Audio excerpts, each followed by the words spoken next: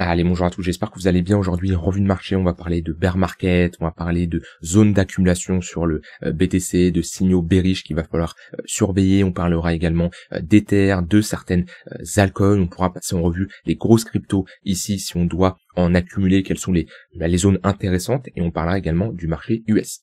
Avant que je commence la vidéo, pour ceux qui ne le savent pas et qui ont rejoint la chaîne il n'y a pas longtemps, chaque dimanche, j'envoie ce que j'appelle la Trader Letter. C'est tout simplement un mail 100% gratuit. On parle de trading, d'investissement, de crypto, de mindset, d'analyse technique, de psychologie. J'aborde énormément de sujets qui ont qu'un seul but, te tirer vers le haut et te permettre d'être tout simplement meilleur dans tes investissements et dans ton trading. C'est 100% gratuit, tu as du contenu que tu ne verras pas ailleurs, d'accord? Donc je t'invite à cliquer sur le premier lien en description, tu laisses ton mail et tu recevras ton premier mail ce dimanche-là. Et si bien sûr il ne t'intéresse pas, tu as la possibilité de te désabonner à tout moment. Donc voilà, je t'invite à cliquer sur le premier lien en description et de rejoindre la Trader Letter. Alors je commence ici par le BTC. Il va falloir vraiment surveiller la clôture weekly qui arrive parce que potentiellement, si on clôture sous les 98 000 $, comme c'est parti pour le moment, on peut rentrer en bear market. En tout cas, on aura des probabilités assez importantes d'y rentrer. Quand je parle comme ça de bear market, je dis pas c'est sûr à 100%, c'est pas pour ça que je rentre avec un short levier x100, que je commence à dire c'est sûr à 100% qu'on va y aller, mais je dis juste qu'il y a une possibilité qu'on rentre avec ce type de structure.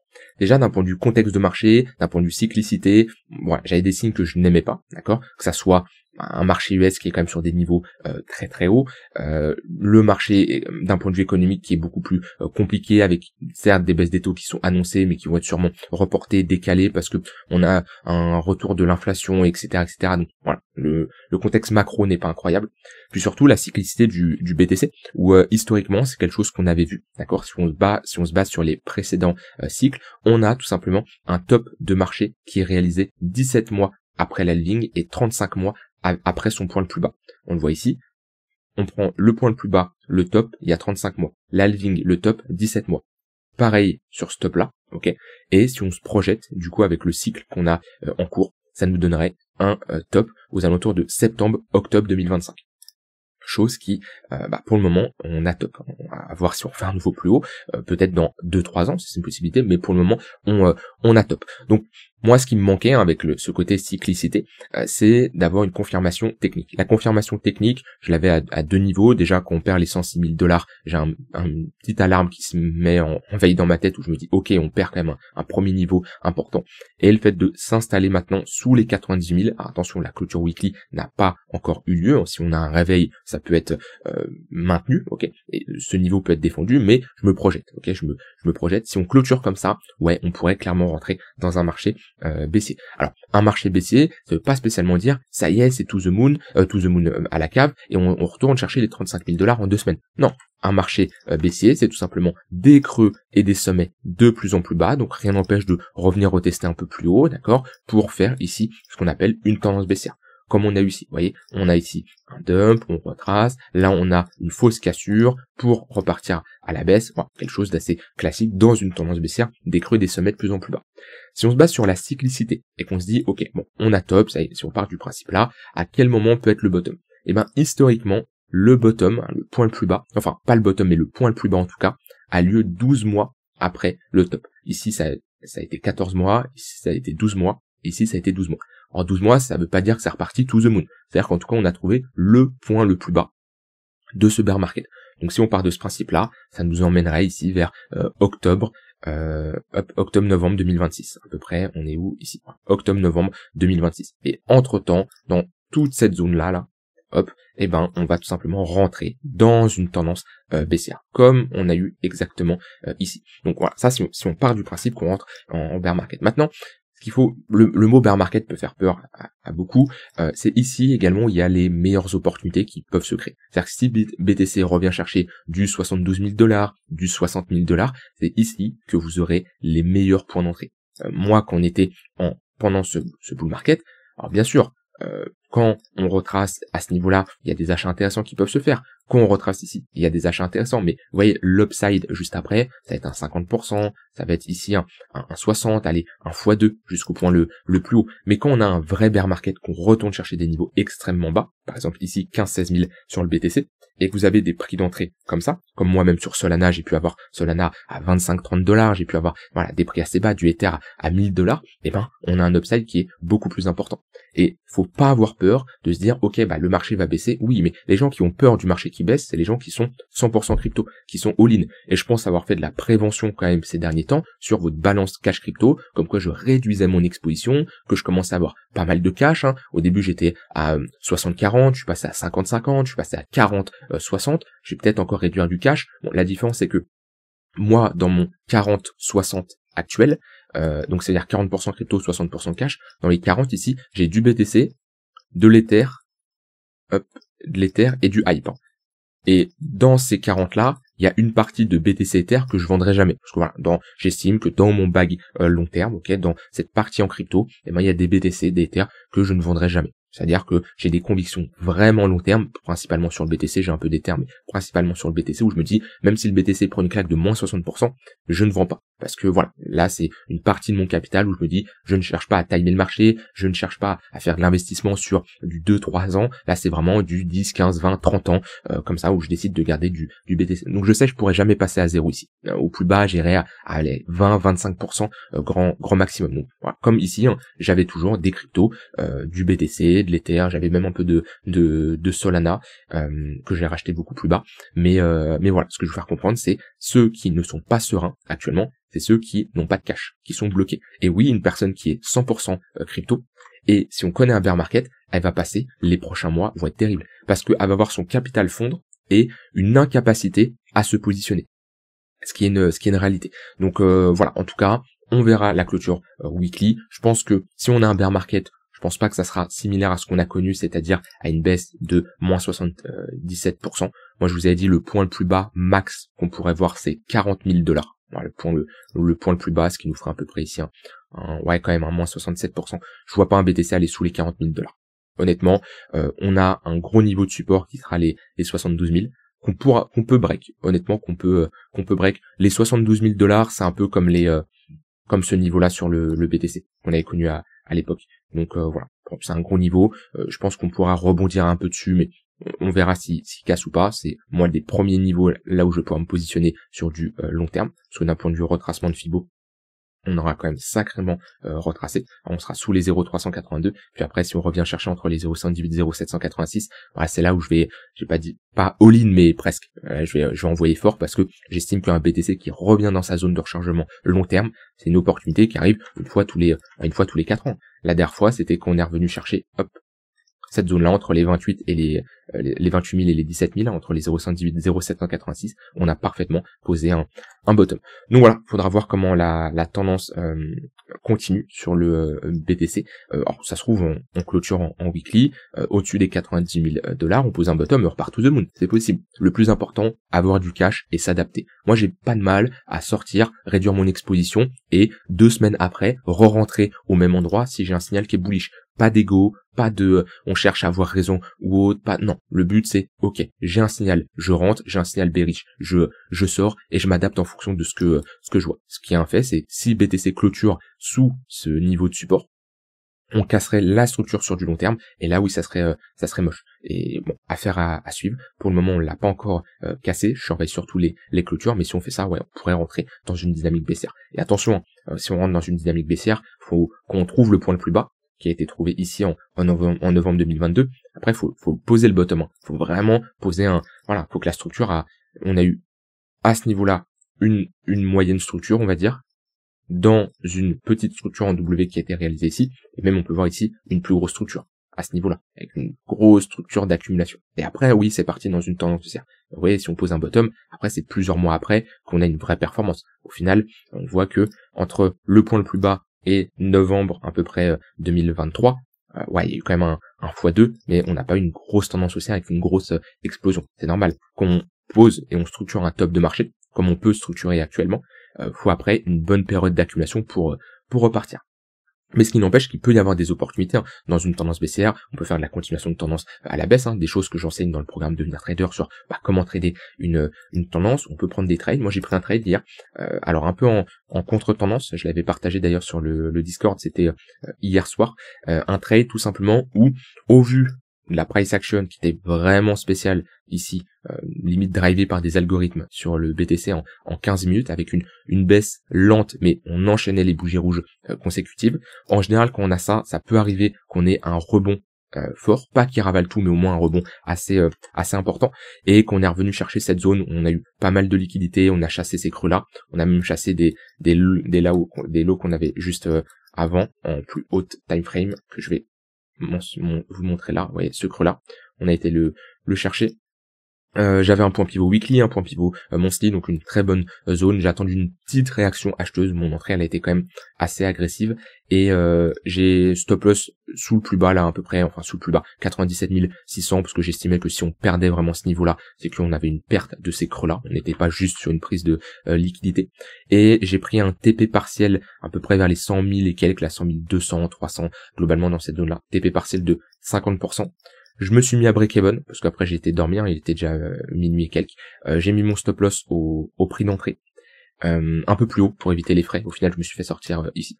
Donc oui, un trade un peu en contre-tendance. C'est des trades qui sont quand même assez risqués. Faut faire attention. Mais voilà, le but c'est de clôturer assez rapidement. Dès que ça part, on clôture. Le but c'est pas de se dire je prends le bottom et je vais chercher 110 000 $. Non, là-dessus c'est on prend un petit trade comme ça. Faut pas chercher des risk reward à 10 pour 1 parce que non, on est en contre-tendance. En général, le marché est contre nous et on le voit bien. Et là depuis, on a une tendance qui est baissière, et là les pullbacks dans le tunnel 3 minutes, le tunnel bleu ici, sont des opportunités de short. On voit bien ici, hein, on rejette, ok, on y retourne à nouveau, on rejette encore. Bon, la ouverture du marché US 15h30, ça a l'air de pousser un peu, mais dans tous les cas, on est sur une zone de résistance. Mais si on rentre en bear market, on aura quand même des opportunités, hein. Clairement, pour faire de la continuation de tendance à la baisse pour un trader, si je reprends ici le bear market qu'on a eu à ce niveau-là, et que je mets des moyennes mobiles, il y a de quoi trader, hein. Pour un swing trader, quand on a des pullbacks, vous voyez comme ça, tunnel H4, quand on a pris une bonne tendance qui a amorcé, vous voyez, hop, tunnel H4, tunnel 1 heure, il y a de quoi chercher des shorts, parce que on est dans une tendance baissière, donc les replis vont être des opportunités pour prendre des shorts. Tout ça, on aura le temps, bien sûr, de le voir en temps voulu quand on aura des replis. Pour le moment, comme je dis, on reste dans cette tendance baissière, court moyen terme, potentiellement long terme si on commence à clôturer comme ça en weekly. Donc là, le but, c'est d'avoir votre plan pour la suite qui doit être préparé pour avoir tout simplement du cash et savoir où est-ce que vous allez potentiellement rentrer sur le BTC. Voilà là-dessus pour Bitcoin. Au niveau d'Ether, et bon, on n'est pas loin de sa première zone intéressante sur Ether, 3000 $. On revient chercher au final cette mèche plutôt basse, on a rejeté vers les 3700 et on voit bien qu'au final les zones de résistance font leur taf, ils font office de résistance. On reste pareil dans cette trend qui est baissière avec ici des creux et des sommets de plus en plus bas. Donc pareil, Ether est dans une dynamique qui est baissière. La différence, lui, Ether a quand même beaucoup plus corrigé que BTC et se retrouve à venir chercher des niveaux de support intéressants beaucoup plus rapidement que le BTC, 3000 $ et 2200 $. Dans tous les cas, je vous ai partagé mon avis sur Ether, donc on va pas s'éterniser dessus. 3000 $, c'est une zone où je peux rentrer en position si j'ai une réaction acheteuse, d'accord? Si j'ai une pattern en W, si sur du daily j'ai un signal intéressant. Sinon, je vais attendre de retourner chercher des niveaux beaucoup plus bas. Par exemple ici, les 2200 $. Sinon après, sur du court terme, c'est globalement la même chose. On met des moyennes mobiles et on voit bien qu'on a un 3 minutes sous le 15 minutes, un 15 minutes sous le 1 heure et un 1 heure sous le 4 heures. Alors maintenant, je vais parler du marché US, parce que lui aussi, je le surveille. On est toujours dans une tendance qui est haussière, c'est un fait, mais on est quand même sur un marché qui est très haut, ok? Et oui, ça fait peur déjà de rentrer là-dessus sur du long terme. Pour moi, c'est hors de question, mais ça fait peur dans le sens où si on a un SP500 qui pose un top, et qui retrace, pas besoin d'avoir un moins 50%, mais même déjà qui retrace de moins 15, moins 20%, d'accord? Ce qui est possible, il l'a fait ces derniers temps, donc je vois pas pourquoi il pourrait ne pas le refaire, même retester ici ce précédent ATH, ce précédent niveau là, hop, ce qui nous donne une baisse de moins 11%, on peut avoir des marchés crypto qui corrigent sévèrement, parce qu'on a toujours une corrélation, même si c'est un peu moins ces derniers temps, mais entre le marché crypto et la finance traditionnelle aux États-Unis, SP500, Nasdaq, d'autant plus avec l'arrivée des ETF, Trump, etc. C'est pas trop le cas ces derniers temps, mais si on a un marché US qui corrige, il y aura de grandes chances d'avoir des marchés, enfin les cryptos qui corrigent, que ce soit SP500, Nasdaq. On est ici sur ce qu'on appelle des assets risk-on, des assets à risque. Les cryptos sont clairement des assets à risque, les actions également, les indices aussi. Donc voilà, c'est si on a un switch au niveau des investisseurs qui vont plutôt basculer de risk-on à risk-off, bah ça sera bien sûr les indices, mais aussi les cryptos qui prendront cher. Donc voilà, si on commence à structurer ici une pattern de top, ça serait pas très bon et on pourrait avoir des cryptos qui corrigent beaucoup plus. Voilà, de ce côté-là, moi bien sûr sur du long terme, je vous avais partagé un peu ma stratégie pour ce bear market d'un point de vue accumulation. BTC et Ether, je vous ai montré mes prix d'entrée. Je vais également surveiller Hyperliquid, pour moi c'est mon projet coup de cœur, qui a un vrai potentiel. En fait, les autres cryptos, c'est pas que j'ai pas confiance, il peut y avoir des cryptos intéressantes, c'est juste que BTC est beaucoup trop haut, et j'ai des cryptos qui sont sur des gros niveaux de support. Si je prends par exemple vous voyez, je prends du ADA, je peux prendre pire que ADA, je peux avoir qui? INJ, on peut prendre qui? Sei, bon, par exemple Sei, admettons. Une personne qui se dit, waouh, Sei, super, revient chercher des gros niveaux de support, on est sur des bas niveaux à chaque fois qu'on a eu des réactions acheteuses, c'est plutôt pas mal. Si je regarde la charte en elle-même, je suis d'accord. On est sur des gros niveaux de support. Il peut y avoir des setups de quelqu'un qui se dit je me positionne sur un gros niveau de support weekly voire mensuel, peut rentrer ici.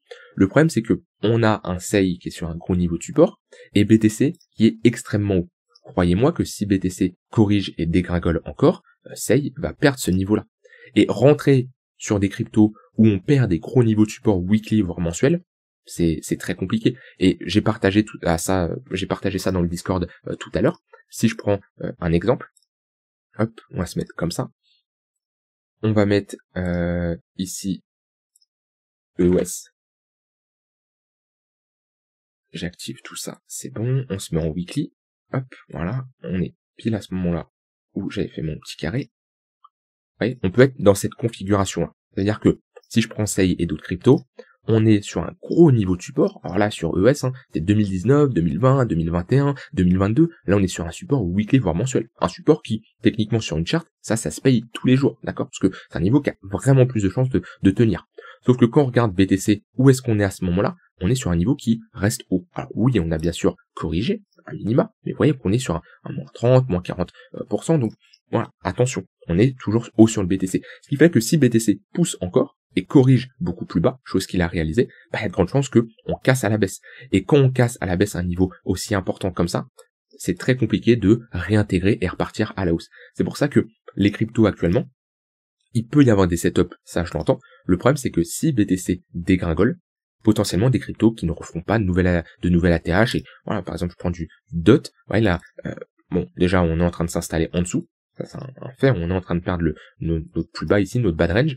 Si BTC corrige, DOT va baisser, et ça c'est des niveaux, DOT ne retournera plus jamais au-dessus de ces niveaux-là, très très peu probable. Et ça, il y a plein de cryptos qui sont dans cette configuration. Ah, par exemple, ICP c'est le cas.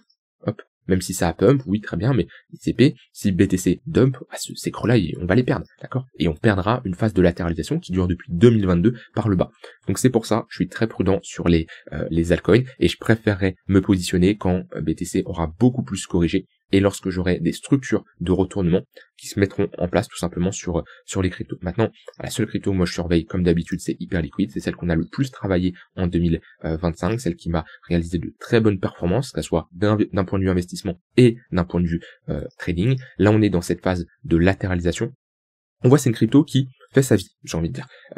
On a le marché qui chute, on a BTC qui chute, a fait sa vie. En fait, il y a une très faible volatilité, il n'y a pas une pression vendeuse qui est monstre, hein, et voilà, pour moi c'est une crypto qui ne subira pas un moins 90%. Alors, faut jamais dire jamais, parce qu'on sait jamais, un protocole défaillant, un gros hacking, on sait jamais, ça peut aller très vite, on l'a vu avec Terra Luna en 2022, ça peut aller très vite, mais très très peu probable, d'accord? Et pour moi c'est une crypto que je souhaite accumuler, mais j'aimerais bien en réaccumuler si on retourne chercher un peu plus bas, à peu près les $26. Alors le problème c'est si on retourne chercher les $26, on aurait ici la validation d'une phase de distribution, ok, mais on retournerait quand même chercher des bons niveaux. Pour moi, sur du long terme, Hyperliquid, tout ce qui revient en dessous des $25, c'est un très beau prix d'entrée. Ici 35, ça peut être une bonne zone d'entrée, parce que d'un point de vue depuis le top, là on a quand même bien corrigé, mais attention, Attention, on est quand même sur des niveaux plutôt hauts.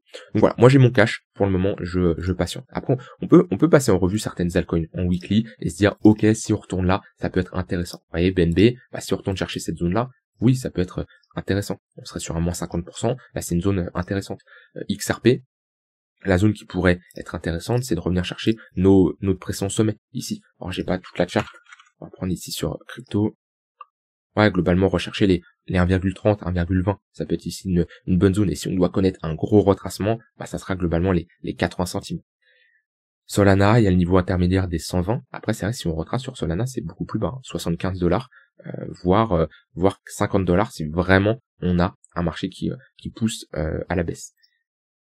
ADA, on est déjà sur des gros niveaux de support. Donc si BTC baisse, ça fera sûrement un all-time low ou alors une cassure de ce gros niveau par le bas. Et là, il faudra attendre une plus grosse structure, mais moi je peux pas me positionner là-dessus. AVAX, c'est exactement pareil. Ouais, si BTC prend une claque de 15-20%, AVAX ira faire un plus bas. Et je peux pas me positionner sur des altcoins qui cassent des phases de latéralisation depuis 2022 par le bas. Parce que là, ici, il y a énormément d'acheteurs qui seront bloqués. Ça, c'est des cryptos qui n'auront pas d'upside. Ou alors un petit rebond, mais ça sera pas incroyable. Dogecoin, le niveau il est là, c'est globalement les 5 centimes. TRX, bon voilà, il est déjà tracé, c'est globalement les 15 centimes. Là je vous donne des niveaux de bear market. Globalement, ouais, des premiers niveaux de bear market. On peut pousser plus bas, mais en gros c'est les premiers niveaux intéressants pour se positionner sur du long terme. Chainlink, ça va être le niveau entre les 5 et les 8 $. Globalement, cette zone, on a posé ici un bottom. DOT, c'est moche, c'est pareil, on casserait des gros niveaux. Toncoin, c'est exactement pareil. ICP, c'est pareil. SHIB, c'est pareil. Quand je dis c'est pareil, c'est que si BTC prend une claque, ok, on va pas s'arrêter là sur SHIB. On va casser ces niveaux-là. Et si on casse, il y a aucun monde où je peux me positionner. C'est pas possible de me positionner sur une charte comme ça. Bitcoin Cash, on a le niveau des 280 et ensuite le niveau des 125, 130. LTC, c'est globalement cette zone des 40. XLM, c'est ce niveau des 15 centimes. ETC, voilà, pareil, ETC, on a exactement un bon exemple, là. Si BTC casse, BTC, ça casse par le bas. Hors de question de me positionner sur une charte qui casse une aussi grosse structure. Atom, c'est exactement pareil, largement. Algo, c'est pareil. STX, c'est pareil. JUP, c'est pareil. Là, faut attendre des patterns de retournement, il n'y a aucun niveau clé. EGLD, j'en parle pas. APT, c'est pareil. HOP, c'est pareil. Tout ça, c'est des cryptos qui sont dans des tendances baissières. Allez, NIR, on a le niveau d'à peu près 1 $, mais ça serait pas incroyable non plus. VET, c'est exactement pareil. CAS, c'est pareil. SUI, on pourrait revenir chercher globalement cette précédente zone là, 60 centimes. INJ, ça serait globalement les 1 $, 2 $, cette zone-là. Arbitrum, c'est pareil. SEI, on l'a vu, c'est pareil. Tao, on a cette zone des 180. Après, si on doit aller plus bas, on a les 85. J'ai bien fait de sortir sur Tao au moment de la réintégration. AVE, là, on a une bonne zone vers les 100 $ et après une extrémité basse vers les 50 $ à peu près. Hyper liquide, on l'a vu. Bera, c'est pareil. Aster, c'est pareil. Et ça, on s'en moque. Voilà, je voulais repasser avec vous certaines altcoins pour vous dire, voilà, au cas où on rentre en bear market. Regardez également Total 3. Total 3, les altcoins pourront être intéressantes si on revient chercher dans un premier temps ce niveau-là. Ici, on a une bonne zone, ok. Et si on doit aller plus bas, on a cette zone-là, tout simplement. On a posé notre structure de retournement au niveau du précédent ATH. Voilà, je voulais faire ici une revue assez classique, surtout pas pessimiste. Attention à ceux qui vont dire ouais t'es pessimiste, ça y est tu vois le bear market. Non, moi j'ai dit j'attends les clôtures. Vous voyez, là on a l'air d'avoir une petite réaction acheteuse sur cette session US. Et si on réintègre, si on repousse et qu'on commence à repasser au-dessus des 99 000, 100 000, on peut avoir un sauvetage, bien sûr, c'est possible. Mais je me prépare toujours au pire et je préfère toujours vous montrer, ok, si on rentre en bear market, comment faut s'y préparer, qu'est-ce qu'on doit faire, comment ça va se passer, etc., etc. Que vous soyez tout simplement prêts. Parce que oui, il y a une dégradation du marché. Ça, je vous en ai parlé comme quoi la rentrée en 2025 allait être beaucoup plus compliquée. C'est le cas. Maintenant, il faut tout simplement préserver son capital et prendre les bonnes décisions. Je vous laisse avec ça, je vous souhaite une très bonne soirée. N'hésitez pas à vous inscrire à la Trader Letter et je vous dis à demain pour une prochaine vidéo. Bye bye.